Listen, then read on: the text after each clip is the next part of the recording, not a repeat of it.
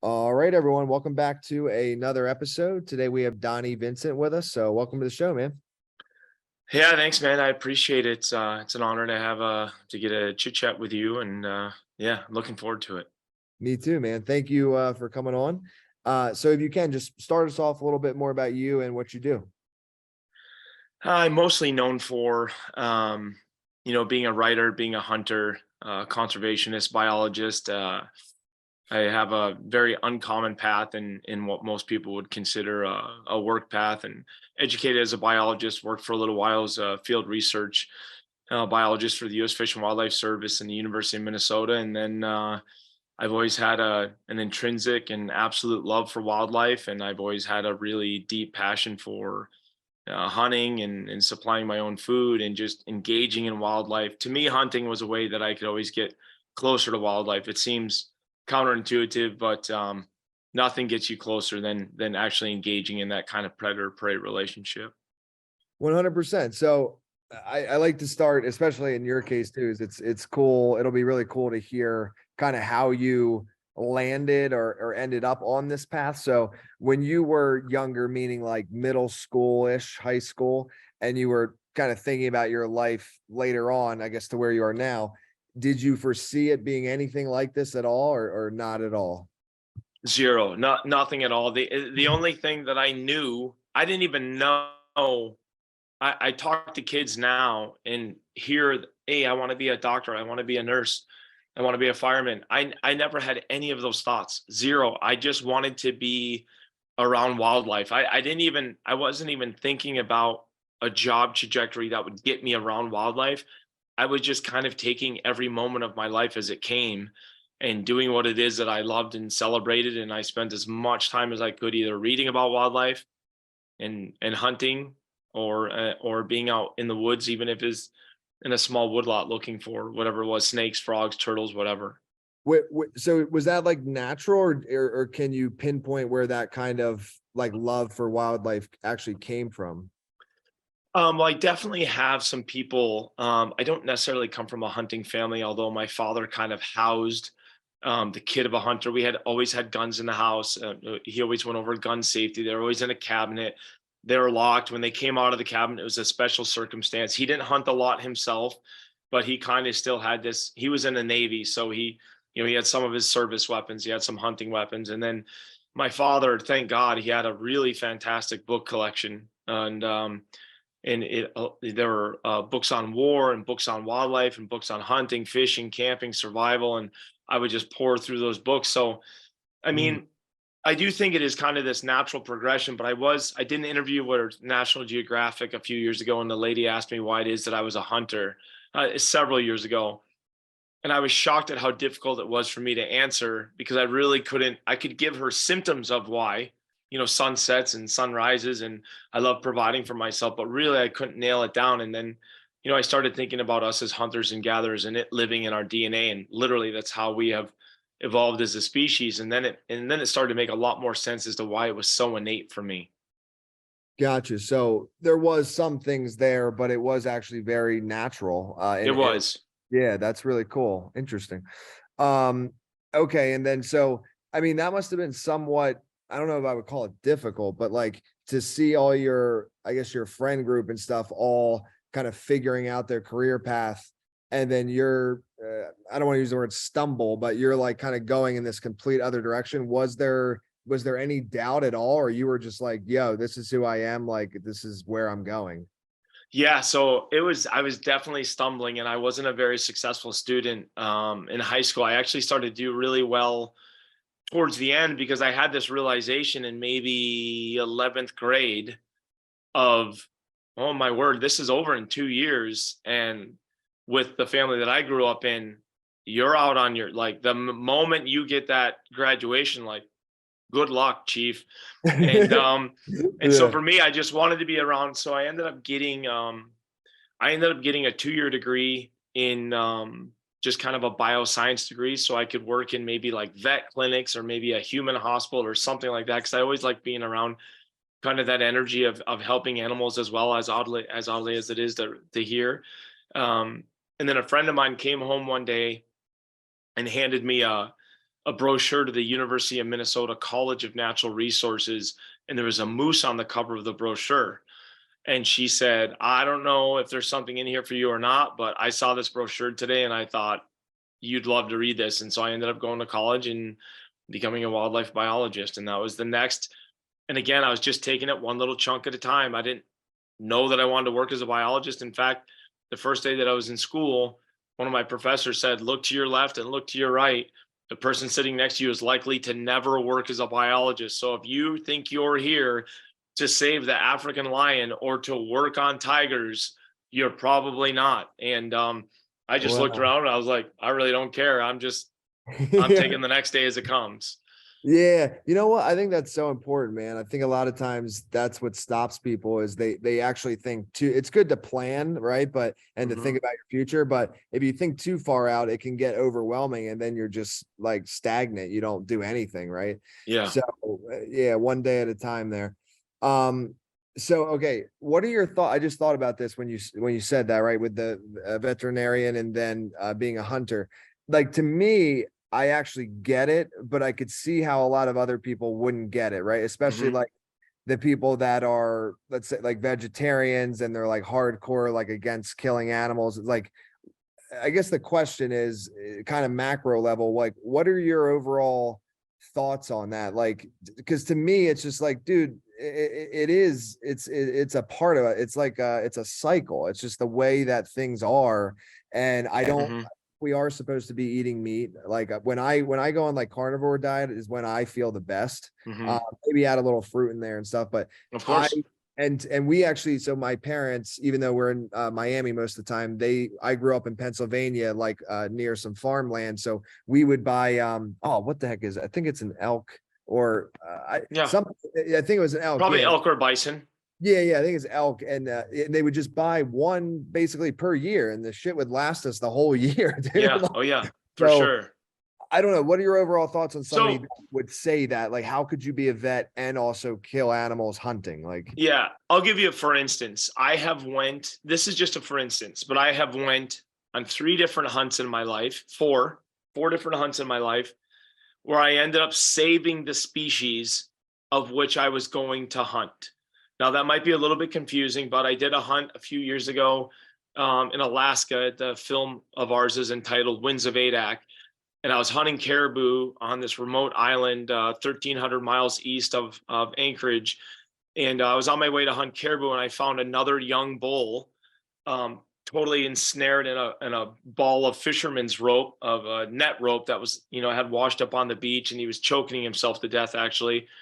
And I grabbed him and kind of wrestled with him and totally cut him free and set that bull free. And not 2 hours later, or maybe even an hour later, found a really big, old, handsome bull that I was interested in taking home with me for food and for skin, and took his life and took it with me. And another time, I went on a goose hunt, and on my way to go on this goose hunt, ended up finding an injured goose that either had been hit by a car and maybe like wrestled down by a fox, but he couldn't fly anymore and he was a little bit bloody.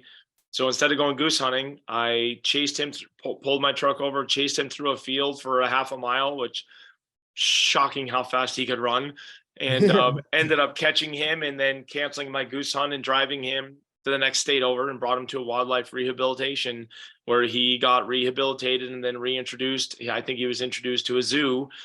And I've done it once on a duck hunt as well. And then one time I was going deer hunting, and a very large doe had her foot caught in the fence, in a barbed wire fence. And I actually contemplated shooting her. I had a tag.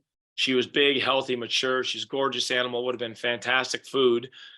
But I just thought, well, this isn't really how it's supposed to play out. So I set my bow down, and that was another animal that was, it was me and another friend of mine. We put our bows down and we pulled her out of the fence, and she kicked the living crap out of us while we were getting her out of the fence, kicking us and throwing her head against us. And we ended up getting her out, and she was fine. She was great. But that's kind of how I put it, and I'm gauging with these animals. I'm gauging with these populations. I'm hunting them because I love being part of our ecosystem in such a manner. And I love seeing the animals up close, and I love the decoys and the calls and duping them, and figuring out where a deer is going to kind of traverse his territory and try to put myself in a position with my bow. these are all things that we did as original people, and I still want to do them because it makes me feel the most full. If Yeah. another way I would essentially kind of put it is, if you brought me to Africa to hunt, you know, what some people kind of confuse as like zoo animals, and you said, hey, it's $10,000 to hunt a giraffe. I have no interest in hunting a giraffe. Even if somebody said, hey, we'll let you hunt a giraffe for free, I have no interest in hunting a giraffe. It's not in who I am. But if I went to Africa and somebody said, we are way overpopulated on giraffes, we have to kill 50 bull giraffes or 50 animals out of this population over the next 3 weeks. We're going to butcher them. We're going to feed the villages. We're going to eat it ourselves. We need to kill these giraffes. I would happily go and kill the 50 giraffes or some of the giraffes and help out. That's kind of how I put it. That's how conservation kind of lends itself to animals, populations, and people. I love that. So that makes a lot of sense. So it really is like I guess the word might be like like there's an ethics to the sport, meaning like you don't, and I guess anybody could do what they want, I suppose. But with the last part, the doe where thing was in the fencing, you know, you're right. I mean, that isn't how it was supposed to necessarily go down, right? It was just Right. that's not a part of the sport. It would, and same thing with the do you say duck or Yeah, I had one with a duck and one with a yeah. goose, and I Oh, both. Yeah, yeah. yeah, Okay. stop my hunt and rescued them both. Yeah, and see, so that it's just I think the intentions are very clear, and I think a lot of times, regardless of an outcome, I think intentions sometimes are even more important, right? Because yes, yes, okay, an animal is dying, but the animal also, when you go to the grocery store, the animal also had to be killed for that stuff to Yeah. be there, Yeah. And in fact, actually, to go deeper into that, what you're doing is probably in a more humane way than I've seen some videos with what they do with the pigs and stuff and all that. Like, I It don't can be know, rough. it looks a little crazy from the stuff I've Yeah. seen. Yeah. Um, and then you said also too, and I would like to highlight this just because our audience is a lot of authors and aspiring authors. So you said you're a writer as well. Can you Hmm. elaborate on that? Yeah, I just enjoy I kind of found my voice, if you will. When we started making films, I started writing for the films, and it was just I say started, but really it was the initial first film I wrote. I started writing the voiceovers for it, and the editor that I'm partners with and the filmmaker, he said, "Hey, check this, watch this piece of footage, and tell me what your thoughts are. Write a piece for this. I want to do a voiceover here in the film." And I'm not a filmmaker at that time. I didn't know really much about it, so I wrote this piece for the film, and he read the words, and I was excited to hand it to him because I thought he did a great job. He read the words, and he's like, "This is terrible. He said, I've never heard you talk like this ever. I've never read these words in which you have behaved in this manner. This is not, what are you writing for?" And I said, I'm writing it for the audience. He said, "Oh, no, no, no, no, no, no, no, no. You're writing this for you. We're writing this as though," he said, "I want you to write this as though no one is ever going to watch this film. This is yours. You screw the audience, if you will. We're not making a major motion picture. This is a documentary about your experience. Let's write about what you want to feel." And I said, "Well, it's going to be kind of vulnerable." And he said, "Yes, great. Let's do that." And so I wrote a, a vulnerable passage, and I brought it to him, and he said, "This is genius." And then that's when I kind of realized a little bit that I had something there that I could expand upon. And then I took a freshman English class in college, and same thing. And I didn't. The two events were separate for me. And then once I realized Kyle told me that this was garbage, he kind of said, "I want you to write about your emotions. I want you to take me along your experience." I also had this event happen in college, and I didn't connect the two until they both happened. But I had this teacher. She said, "I want you to write me a story. I want you to write me a fictional story. It could be about anything. It could be a horror story. It could be a whatever you want." And then I wrote this paper, and it was 4 or 5 pages, maybe six, whatever. Handed it in. She said, "This is absolutely horrible, Donnie." She said, "You're telling me everything you want me to see. You're telling me how I should feel. You're telling me which direction I need to go." She said, "I don't let me go there on my own. Show me. Show me what it tell me, what did the air smell like? What did it feel like on your skin? What did your steps sound like? How tired were you? What was that exhaustion like? You know, what did the woman dress like? What was she wearing? And if she was wearing jeans, what kind of jeans was she wearing? Describe, like, and paint the picture for me. Let me go there on my own. Let me see the image myself, and let me go on the journey of my own and make my own decisions. So I was like, oh yeah, I totally get what you're saying. So I went back and rewrote it. I handed it in to her, and she said, I've been a professor for 30 years. And she said, this is one of the best pieces of writing I've ever read in 30 years of being an English teacher or whatever. Wow. Okay. So I was So like, yeah. yeah. Yeah. So those two things, it didn't, even the first one, I was just like, oh, that's cool for her to say. But until Kyle said it as well, then I thought, oh, okay.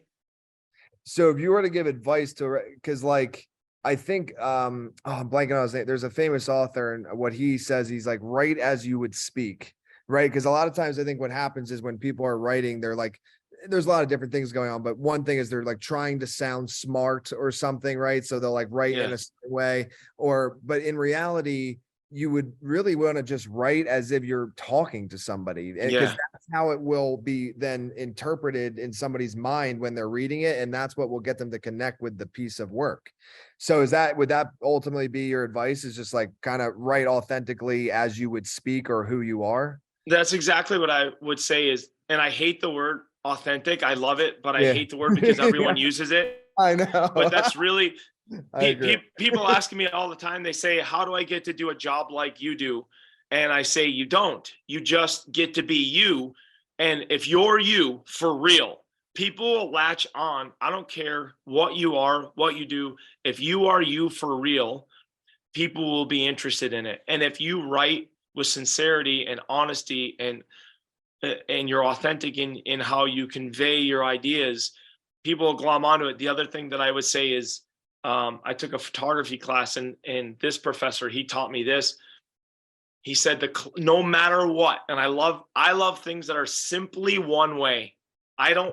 don't give me conjecture. Don't make me, like, calculus was fascinating when I was done with it, but during it, it felt like my skin was on fire. Me too, But dude. this, my professor, the photographer professor said, no matter what, the closer you get to something, the more interesting it becomes. So if I'm going to write about a woman's blue jeans, I want to write about how the rear pocket really hugs her cheek. I want to write about the odd stitching and how I noticed that one of the stitches has come undone. She's must have leaned against perhaps a barbed wire fence or maybe a rusty car fender in a manner of which would have loosened this stitch. And without saying anything about her jeans, I gave you a little touch of who she is, where she may have been, and maybe what the issue was with the jeans. And I tied that in all the way down to the stitching of her jeans, to where you start to paint yourself a picture, and you maybe That's picture what I was your gonna own say. tattered jeans, Yep. and yeah. Yeah. And then once Images I started realized popping. that, Yep. it really helped me. Yeah, no, that's huge. It literally, as you were saying it, there was just multiple pictures just popping in my mind as you were speaking. Yeah. So that's totally accurate. And it's So oddly how I hunt. okay, So yeah, when I'm hunting, sometimes I won't take an animal's life because it doesn't have the right shape to me, or the right motion, or the right movement, or there's fear involved, or there's another emotion involved where it just isn't the painting, if you will, of how I see it in my mind. So I won't, even if the animal's close enough and I have them dead to rights, like, I won't engage. I think I heard something like this. I think it was with chickens, but that's the reason I want to ask you, because I don't know the answer. Is there something that happens to the meat if you kill an animal when it's in extreme fear? Like, Absolutely. so what is that? What's the So deal with it's going to release cortisol, and all these different fear hormones are going to dump into the meat, because the animal, you've elicited a parasympathetic response. It's went into fight or flight. And so, like, everything's been tensed up. And that's why, like, some livestock, right? So there's a company out of northern Wisconsin called North Star Bison. They have big bison ranches. They don't farm bison in the traditional sense where they raise bison on grain, load them on a truck, bring them to a slaughterhouse. These guys raise bison on prairie. They buy crappy farmland. They fix the soils. It starts regenerating real grasses. The bison come in and start eating the grasses, and you start to get this cyclic event of where the grasses are healthier, the soils are healthier, the bison are healthier, and they're really starting to reclaim the land. And when they harvest a bison, which they do every Thursday, they go out with the tractor that the bison see every single day. And one guy does it. One guy is the executioner, and he uses a high powered rifle. And he just goes out where the bison are just enjoying their day. They're just doing their thing. And he's very good shot. And he'll just sit there and he'll select the animal. And then he just brain shoots them. And it is lights out. And we went there and filmed this project for a company called Epic Meats. And Yeah. from the Oh, moment I know Epic Meats. I you know know. Epic? Yeah, Yep. yeah. So we yeah. went and filmed the commercial for them, which oddly enough, the owners of Epic Meats were two vegetarians No, that they owned one of the largest vegetarian food companies in the world. And they are both marathon runners. And wow. they were struggling recovering from their marathons. So they went and met with a family friend who was a physician. And they said, man, we run a race and it takes us like 4 weeks to recover. What's going on? And he said, you guys need some animal fats and animal tissues and organ tissues to recover. So the gentleman that owned the company's name is Tyler. I forget his wife's name, unfortunately, but so they started supplementing with elk and bison that friends of theirs had killed or had humanely or raised ethically. And then they started realizing like their muscles change, their tendons change, their ligaments, their knees, their joints, everything started to get better. So then at one point in time, they owned one of the largest vegan or vegetarian food companies in the world and Epic Meats. And then they had to they sold the vegetarian off, and they said they got death threats from the community and everything. But anyway, their tagline is feed people as you wish to be fed. And so they hired my production company, Sick Manta, to go and film them a branding piece. So I went and spent 3 days with these bison farmers. And so when he shoots it, that bison drops dead. They bleed it right out in the field. And within 12 minutes, I timed it multiple times. Within 12 minutes, the animal is skinned, split in half, and hung in the cooler within 12 minutes. It's absolutely incredible. And then the meat is just pristine. It's beautiful. And so that's where you want to be careful, even when you're hunting.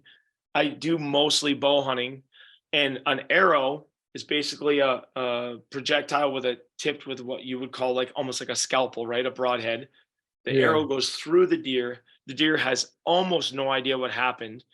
They run and they're bleeding out. There's major hemorrhaging because those razor blades have sliced through major vessels and also through their lungs. And so they expire very, very quickly in just a few seconds, maybe 20 seconds.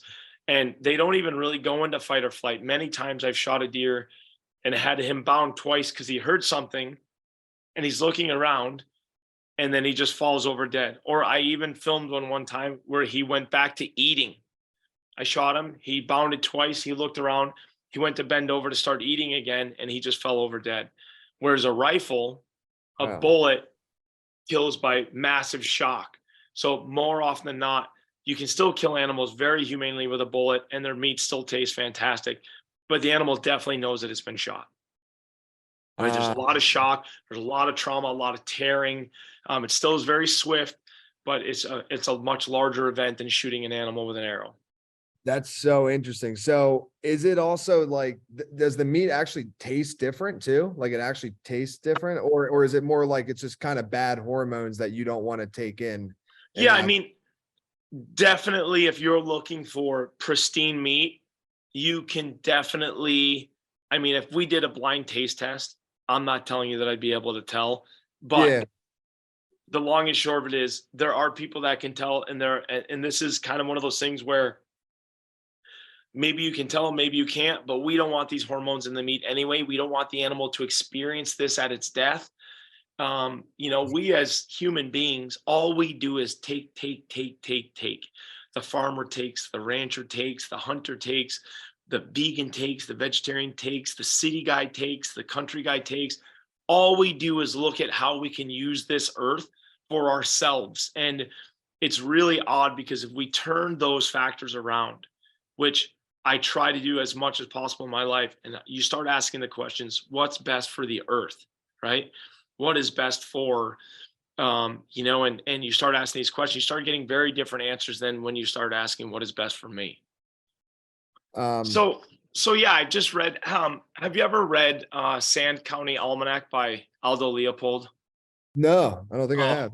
yeah, I read want it. to. Yeah, read it. He's basically kind of the godfather of um, conservation and kind of the godfather of ecosystems. And he just has a really good way. He's a hunter and a fisherman, and he just has a really good way of kind of splaying everything out as this was the natural prairie.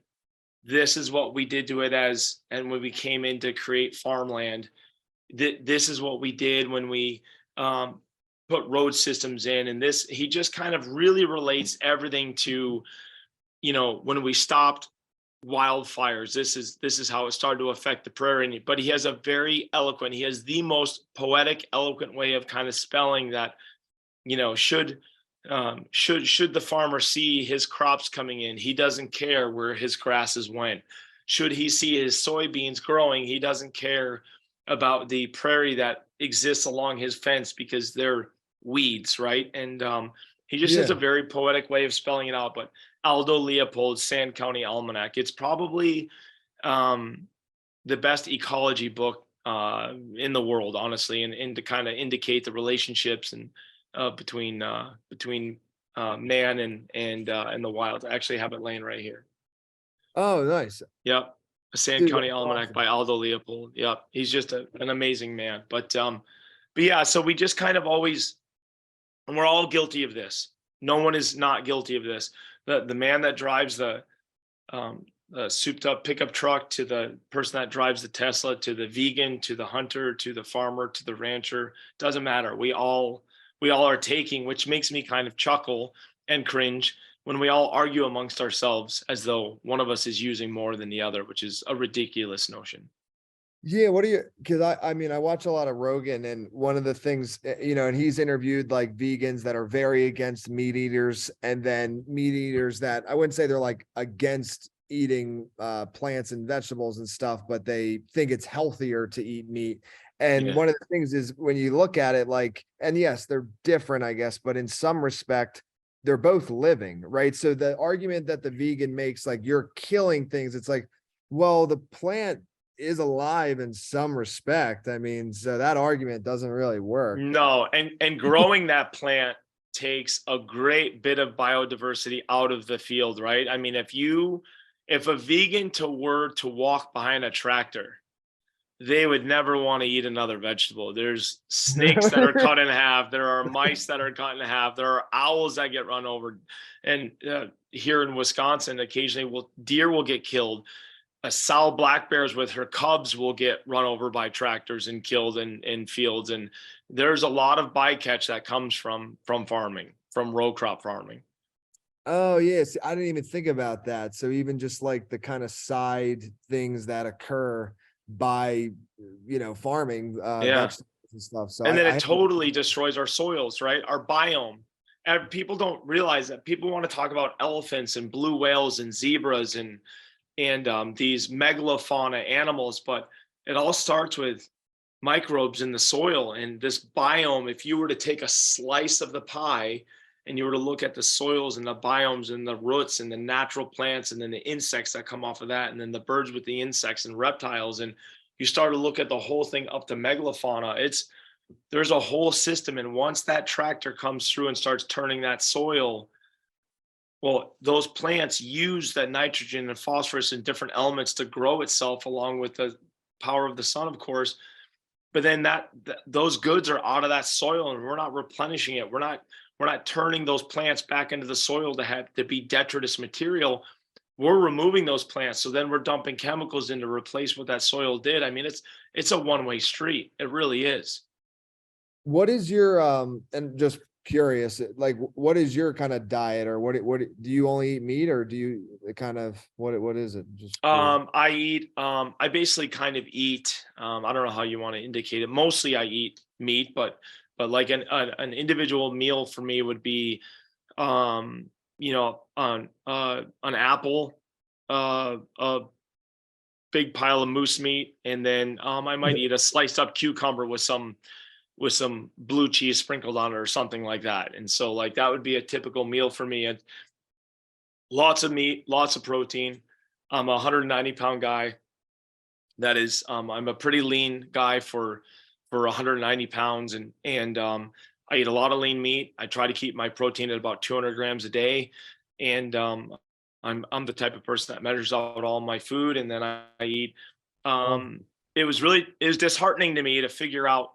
It was disheartening to me recently in the coming years to understand how many, and this is me agreeing with the science of how many vegetables kind of come with um, warning chemicals, if you will, and chemicals that maybe enhance inflammation and things like nightshades and different types of vegetables that we're really likely to kind of stay away because I'm a garden vegetable guy. Like I'm a guy that used to eat 2 giant salads a day.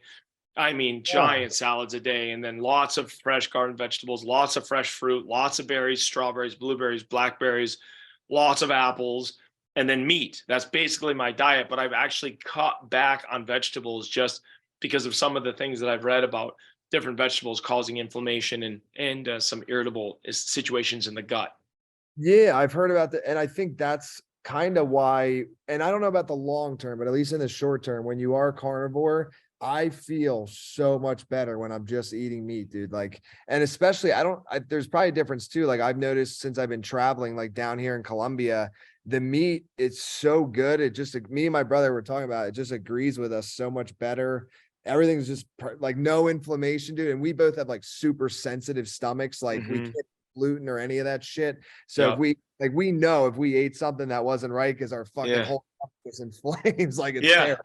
A hundred So percent. 100%. I eat mostly, I have some bison here. I have a lot of moose meat here because I've killed a moose each year in the last 2 years. And I mean, I get a year supply of meat from a moose. And so I'm just moose and vegetables. And I eat a lot of frozen vegetables. I do, if I'm going to do veggies like broccoli or cauliflower or peas, I'll buy frozen because they're basically picked and flash frozen at the place where they're picked. They don't have to travel on a truck across the country and they don't have to ripen in a warehouse. got it. Okay. That's actually super interesting because I think a lot of people would think the fresh is like better or something, but indeed Uh-uh. it's opposite in this case. Unless you can buy local from like a Okay. farmer's market or out of your own garden where you're maintaining soils and things like that. Unless Yeah. you can do that in season, the stuff that you buy frozen is way better for you. Interesting. Okay. That's all. It's kind of easy I like those quick microwavable things. You just throw it in for 3 Yeah. minutes and you got Yeah. fucking pork. Yeah. Yeah. Do you do any fasting or you I just, do. oh, okay, you do. That's Yep. awesome. I fast naturally. It was funny when I started fasting, I was like, holy cow, you can really get away with not eating. Like, holy Yeah. cow. Yeah. And so, because a couple of days I would fast my fasting window. So I'd eat my first meal at like noon, and I'd get to about 6, 7 o'clock is when I'd eat my last meal of the day. It's 6, 7 hour window. But a couple of days I was just so busy that I didn't do my 1 o'clock meal. So I'd eat a giant meal at 5, 6, 7 o'clock. And it was really funny because I'd have like 3 plates and I'd sit down and I'm sure my body's dumping dopamine into my brain is dumping because I'm finally hungry. I worked out this morning at the gym pushing heavy weights. So, my muscles are craving all this stuff. And so then I'm just feasting at that time, but still measuring all my stuff out still. But when you measure out 200 grams of protein, man, you get to eat like an entire chicken. You know what I mean? Like you get to crush Oh, some food. dude, yeah, yeah. And I think that is kind of the key. They say you want to do at least 1 gram of protein for 1 pound of body weight, but you want to do a little bit more, right? Because your body doesn't take it all in exactly or something. Especially if you're training. Oh, Like okay. Yeah. especially if you're training and trying to push heavy weights, which everyone in the world should be pushing heavy weights. Everyone. Like the studies are, I mean, it's essentially the fountain of youth.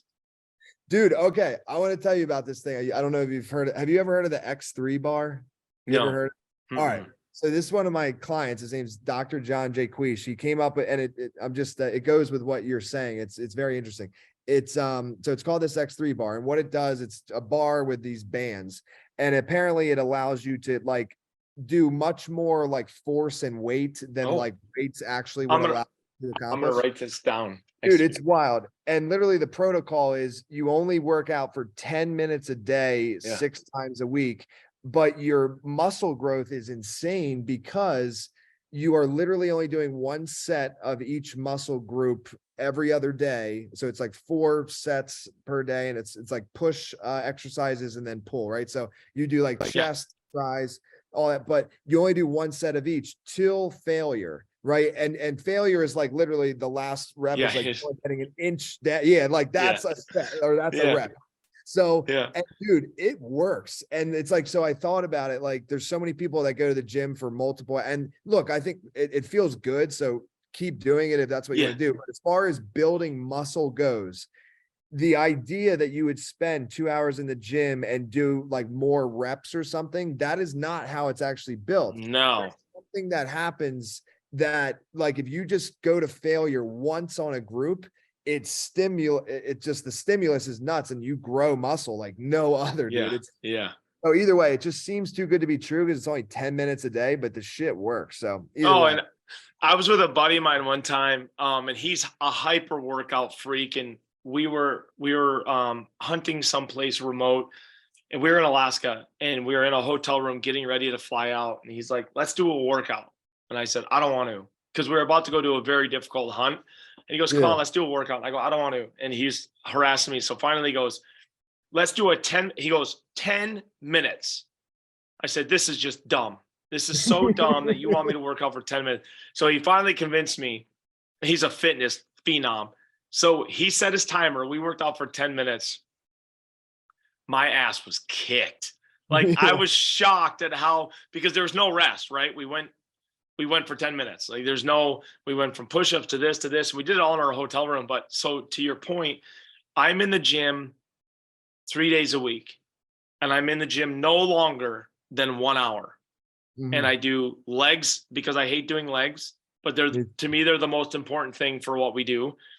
But I do legs on Monday, and this is quite variable, but I do legs on Monday. I do upper body on Wednesday, and I do a full body on Friday, and then I train jujitsu. I'm fighting for 3 classes a week. I'm going 2 of the classes I'm learning, but still it's very physical. And then the 3rd class is full on rolling, full on, like you pick an opponent, they set a timer, you fight for 6 minutes, the timer goes off, you fight the next opponent for 6 minutes, next opponent for 6 minutes. And it might be, you're going against a purple belt, then a black belt, then a brown belt, then a white belt, and you're just kind of rolling through all this stuff. And then intermittently in that, I'm doing bike sprints, and then I'm doing a lot of rucking. And then when I go out of town, then I'm really doing rucking, right? Then I'm wearing an 80-pound pack for 10, 15, 20 days and covering 10 to 12 miles a day, up, down, carrying animals. And it's very physical. Yeah, and some of that's like cardio, which is great too, obviously for cardiovascular health and all that. One question you might be probably a great person to ask this. So I do not like to fight at all, but I would love to learn like jujitsu or one of those arts. Yeah, and jujitsu. How do you say? One more time. No. I'm telling you, not one of those arts. You want to learn jujitsu. That's the one you want to learn. Okay, perfect. I thought I said it wrong. I was like, I've been saying it my whole life. That's crazy.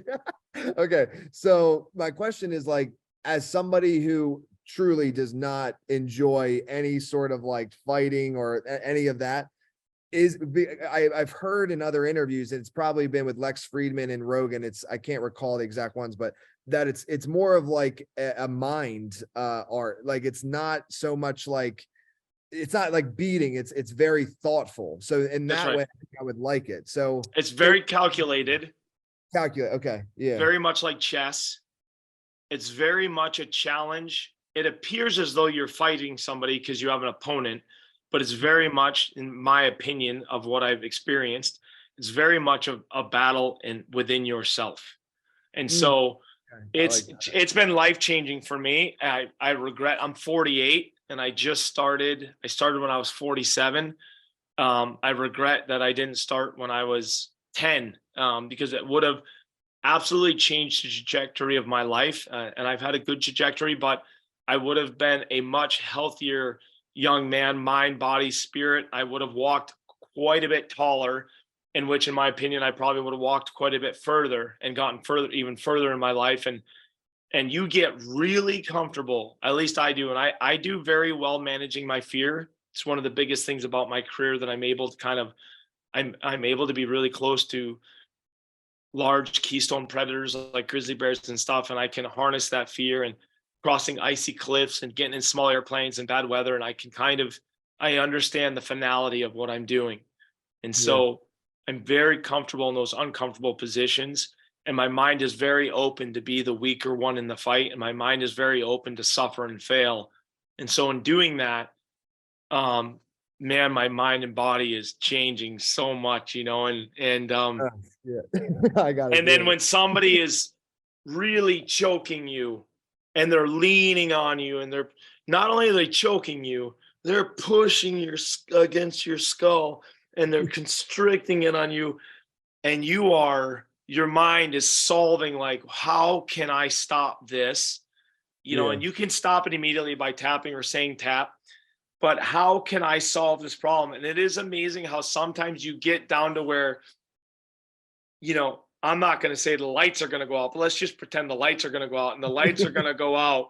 And then all of a sudden you loosen their grip because they're more tired than than you realized. And like, you're able to wiggle out. I can't recommend it enough. And the sooner you start with a legit instructor, I promise you, it'll change your life. Yeah, we actually, my brother and I were considering it because there was whenever you travel somewhere, right? There's like expat groups on Facebook and stuff. So we always try to join them and just see if we can connect with people in the new area. And somebody had posted like they train for that in, now I'm like afraid to say the jujitsu word. So whatever. But like they train that thing we're talking about. And they'll come and do it personal at your house for like $10. And obviously, like in South America, everything's dramatically cheaper than Yeah. this. But me and him were like, dude, what, $10? I mean, shit, we could do like 10 lessons in a day. Yeah. Yeah. This Yeah. is good. So maybe we'll do it. And that just, it sounds awesome. So yeah, man, I don't know. I want to leave the floor to you. I love the conversation. If there's anything we didn't cover, please share, and then let people know where can they stay in touch with you.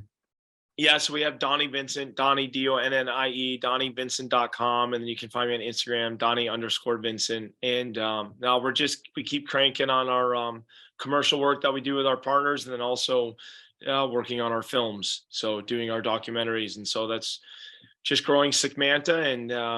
And I should probably speak to you because I get a lot of people that ask me to write a book, and I have not written a book or even went down the road of writing a book, but I did a book project. Have you read The Comfort Crisis by Michael Easter? The title, I've seen it. I haven't read it, but I'm familiar with it. Yeah. So I took him. He did a story on me in Men's Health magazine in Okay. 2018, and then he was so intrigued with hunting and what hunting was and why it was I was a hunter, which is what the article was in Men's Health magazine. Which I was really quite proud that Men's Health would write this article on hunting.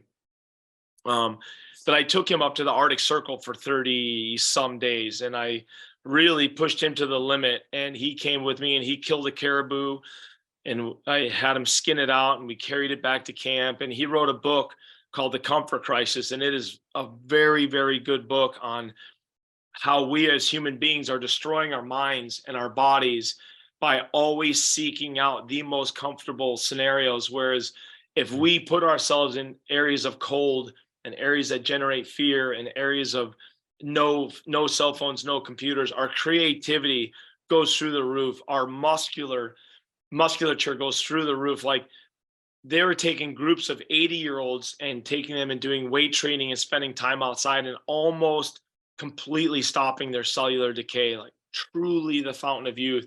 So I urge you to read that book, The Comfort Crisis by Michael Easter. He's a beautiful writer, but he's encouraged me to write a book, and I honestly don't know where to begin or how Well, to, dude, I mean, other than mean, just oh, freaking writing. yeah, no, for sure. Yeah. And dude, I definitely and I don't know all the benefits, but me and my brother do ice baths, and I can Yeah. definitely tell just from like a feeling standpoint, just from that alone, Yeah. totally worth it, dude. And the feeling lasts like I want to say like 6 to 8 hours. Like you go in an ice bath, like a legit one for 3 minutes. I feel the goodness, if you will, or whatever it Yeah. is, for like the whole day almost. It's fucking Yeah. awesome. Oh yeah. Yeah. Yeah. No, that is definitely something to get in your regimen for sure. Yeah. Yep. So, but yeah, thank you again, man. I appreciate it, brother. Appreciate it. Thank you.